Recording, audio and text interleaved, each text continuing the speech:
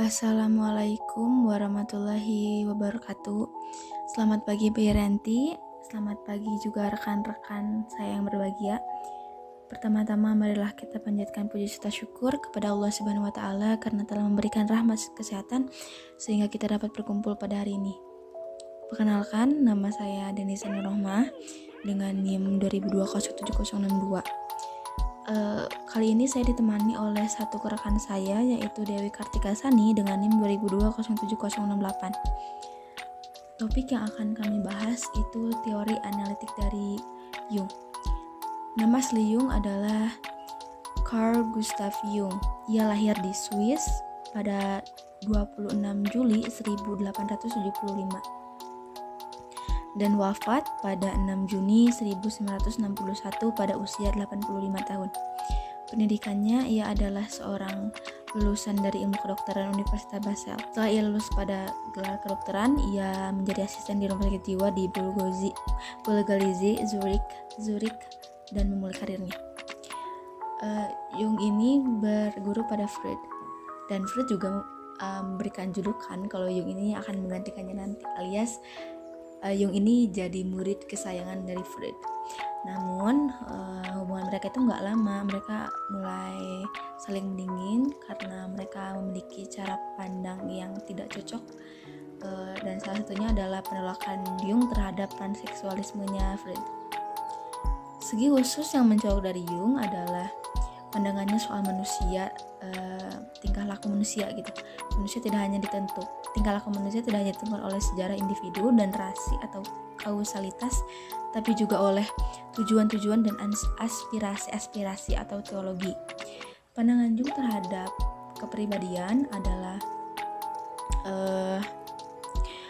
prospektif dalam arti ia melihat ke depan ke arah garis perkembangan sang pribadi di masa depan, dan retrospektif atau artinya ia memperhatikan masa lampaunya juga. Jung melihat kepribadian individu sebagai wadah dan produk sejarah leluhur gitu. Nah, selanjutnya ada struktur kepribadian. Jadi Jung bilang kepribadian kita itu memiliki banyak sistem yang berbeda namun saling berinteraksi. Nah, kata Jung, sistem yang penting itu ada ego atau kesadaran, selanjutnya ada ketidaksadaran personal beserta kompleks-kompleksnya, dan ketidaksadaran kolektif bersama archetype-archetype-nya. Yang pertama, saya akan bahas soal ego atau kesadaran atau jiwa yang sadar. Nah, ini tuh terdiri dari persepsi-persepsi, ingatan, pikiran-pikiran, dan perasaan-perasaan yang sadar. Misal kalian lagi belajar, kalian sadar kalian belajar, kalian makan, kalian sadar kalian makan, gitu. Nah, ego ini adalah bagian yang paling gampang dikontrol, karena dia sadar, karena kita sadar gitu kan. Nah ini ego ini juga penting karena nanti dia akan melahirkan perasaan-perasaan identitas dan kontinuitas, ketidaksadaran personal. Isinya ini pengalaman yang dulunya ini kita sadari namun kita lupakan atau direpresikan atau diabaikan gitu. Nah, sebenarnya setiap pengalaman yang kita lakuin itu, pengalaman yang kita alami itu direkam sama jiwa kita. Namun kita ngerasa itu bukan hal yang penting gitu, atau ngerasa itu tuh malu-maluin gitu. Jadi sama kita tuh dilupakan gitu. Misal nih, misalnya saya pendiam banget orangnya. Terus suatu hari saya marah sama seorang. Saya ini marah banget sama orang ini sampai saya berani caci maki dia gitu. Satu kelas itu kaget dan gak ada yang berani jawab. Terus pas saya sadar, loh saya tadi marahnya kayak gitu ya, kok bisa sih? Padahal saya gak pernah gitu kayak gitu. Dan saya ikutan kaget gitu. Padahal ini tuh udah direkam sama jiwa saya sebenarnya. Entah ini saya dapat atau saya dengar dari teman saya yang suka caci maki atau dari sosial media gitu, itu udah direkam sama saya dan saya ngerasa itu nggak penting, jadi saya simpen deh di ketidaksadaran personal saya gitu. Nah, wilayah ketidaksadaran personal ini ada yang namanya kompleks. Kompleks itu adalah kelompok gagasan atau kelompok pikiran yang kita nggak sadar. Misalnya kita akan bahas soal ibu. Nah, ibu yang saya tahu itu cuman ibu saya doang. Atau ketika saya jadi ibu, atau ketika saya lihat teman saya sama ibunya, atau ketika saya baca soal cerita ibu. Nah, dari apa yang saya dapat, dari pengalaman yang saya dapat ini, saya mengkelompokkan tentang ibu yang tadi. Jadilah saya punya cara pandang tersendiri gitu soal ibu. Saya punya kesan tersendiri soal ibu gitu. Selanjutnya ada ketidaksadaan kolektif. Nah, ini ketidaksadaan ini cakupannya lebih dalam lagi dari ketidaksadaan personal. Karena Jung bilang ketika lahir mungkin kita ini nggak hanya sebuah pikiran kosong, tapi kita juga mewarisi ingatan-ingatan terdahulu yang dimiliki leluhur kita. Jadi ketika leluhur kita ini memiliki keinginan melakukan sesuatu atau memiliki cita-cita atau mengharapkan sesuatu gitu, itu bisa diwariskan dari generasi ke generasi atau kumulatif. Pernah nggak sih teman-teman mikir kayak kenapa sih etnis Chinese itu pada cerdas gitu, bisa ngambil kesempatan dalam kesempitan, terus pada kaya-kaya, terus mereka tuh kelihatan sederhana gitu, pakai kaos oblong, pakai celana pendek gitu, terus pakai sandal jepit, perginya ke bank, ternyata dia jadi nasabah prioritas di bank. Kok bisa ya? Nah, Jung bilang ini tuh ada warisan dari gen, dari nenek moyangnya. Entah rasa takut kalah dari pribumi atau menerapkan kebiasaan jadi orang yang sederhana gitu. Nah, tanpa sadar kebiasaan ini atau hal ini tuh bisa diturunin ke generasi Chinese seterusnya sampai sekarang gitu. Tapi teman-teman harus hati-hati sama yang namanya ketidaksadaan kolektif, karena ini bisa menyebabkan penyimpangan juga seperti delusi atau fobia atau hal-hal yang gak rasional lainnya gitu. Lalu selanjutnya ada archetype. Archetype merupakan deposit permanen dalam jiwa dari satu pengalaman yang secara konstan berulang selama banyak generasi, atau satu bentuk pikiran ide universal yang mengandung unsur emosi yang besar. Misalnya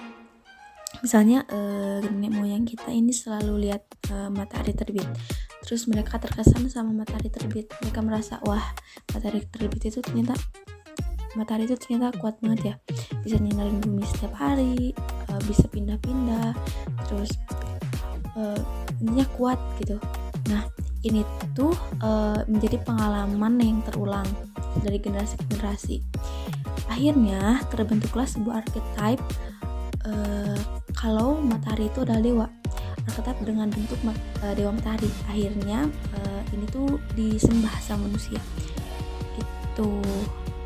Lalu ada persona. Persona ini bisa dibilang topeng yang isinya kepribadian publik yang hanya terjadi ketika kamu di depan orang lain untuk menciptakan kesan tertentu pada orang lain. Misal nih, ada archetype kalau anak baik itu anak yang sopan. Karena adanya archetype itu, kamu pakai topeng di depan orang, jadi cara bicara kamu selalu sopan di depan orang lain. Nah, kata Jung, kita tuh gak bisa hidup tanpa topeng, karena topeng ini menjadi jembatan antara kita dan masyarakat, supaya semua orang itu nerima kita gitu. Karena kalau misalkan kita pakai diri kita yang sebenarnya, itu belum tentu semua orang itu bisa nerima kita gitu. Selanjutnya ada anima dan animus. Kata Jung, semua manusia itu biseksual. Kenapa? Karena kita punya namanya anima dan animus. Apa sih anima dan animus? Anima adalah archetype feminim pada laki-laki dan animus adalah archetype maskulin pada perempuan. Nah, teman-teman pasti punya tipe ideal cewek atau cowok kan? Nah, tipe ideal ini lahir dari sisi anima dan animus, ketidaksadaan kolektif teman-teman. Jadi kalau cewek dari sisi maskulinnya, kalau cowok dari sisi feminimnya. Terus ada bayang-bayang atau shadow. Ini tuh bisa dibilang sisi gelap kamu. Yang isinya itu insting binatang, kejahatan, dan keserakahan atau yang lainnya. Kamu nggak merasa kamu punya insting binatang atau kejahatan atau keserakahan, itu karena kamu sengaja menyembunyikan hal itu. Nah, ketika kamu melakukan kejahatan, itu ada yang namanya proyeksi yaitu mengatributkan apa yang ada pada kita ke orang lain. Jadi kita nuduh orang dulu sebelum orang itu nuduh kita gitu, nyalahin kita. Teman-teman pasti sering banget dapet statement dari pelaku pelecehan yang bilang gini, ya aku tahu gitu, perbuatan pelecehan itu salah, tapi ceweknya juga salah sih pakai baju terbuka, mengundang nafsu laki-laki aja gitu. Nah ini tuh pelaku ini udah melakukan proyeksi dengan nuduh korban duluan sebelum orang-orang nuduh dia kalau misalkan perilaku dia itu salah. Jadi dia nuduh korban dulu. Paknya ada self adalah jiwa yang utuh, yang terkontrol ideal. Jadi self itu ada ketika kamu sudah bisa mengontrol ketidaksadaran jiwa kamu dengan utuh, dengan lengkap. Self juga bisa dikatakan archetype dari semua archetype. Nah, jadi self ini yang menyatukan semua archetype-nya, terus berjalan ke arah selanjutnya, yaitu self realization atau realisasi diri, yaitu diferensiasi yang sangat penuh dan sangat sempurna dan menjadi perpaduan yang harmonis atau dari semua aspek seluruh kepribadian manusia. Jadi Seiki ini mengembangkan konsep baru yang awalnya ada di ego, kini menjadi ada di diri atau di self gitu. Selanjutnya ada dinamika kepribadian. Yang pertama ada kausalitas dan teleologi. Kausalitas menyatakan bahwa peristiwa-peristiwa sekarang adalah akibat atau pengaruh dari masa lalu. Sedangkan teleologi menyatakan bahwa peristiwa sekarang dimotivasi oleh tujuan masa depan. Jung mengatakan bahwa perilaku ini harus dibentuk oleh keduanya, karena masa sekarang tidak hanya ditentukan oleh masa lalu atau kausalitas, tetapi juga ditentukan oleh masa depan atau teleologi. Kemudian ada tipe psikologi, muncul dari dua gabungan antara sikap dan fungsi. Sikap atau attitude, Jung membedakan dua sikap atau orientasi utama kepribadian, yakni introversi atau introvert dan ekstraversi atau extrovert. Introversi atau introvert mengarahkan seseorang ke dunia dalam dan orientasinya subjektif, sedangkan ekstraversi atau extrovert mengarahkan seseorang ke dunia luar atau orientasinya objektif. Baik introversi ataupun ekstraversi ini bisa digabungkan dengan satu atau lebih dari fungsi. Kemudian ada fungsi atau function. Ada 4 fungsi psikologis fundamental menurut Jung. Yang pertama ada thinking atau berpikir, kemudian ada feeling perasaan, sensing penginderaan, dan intuiting atau intuisi. Yang pertama, thinking melibatkan ide-ide dan intelektual. Dengan berpikir, manusia berusaha memahami hakikat dunia dan dirinya sendiri. Kemudian ada feeling atau perasaan. Adalah fungsi evaluasi. Ia adalah nilai-nilai benda, entah bersifat positif maupun negatif bagi subjek. Kemudian ada sensing penginderaan. Adalah fungsi perseptual atau fungsi kenyataan yang menghasilkan fakta-fakta konkret.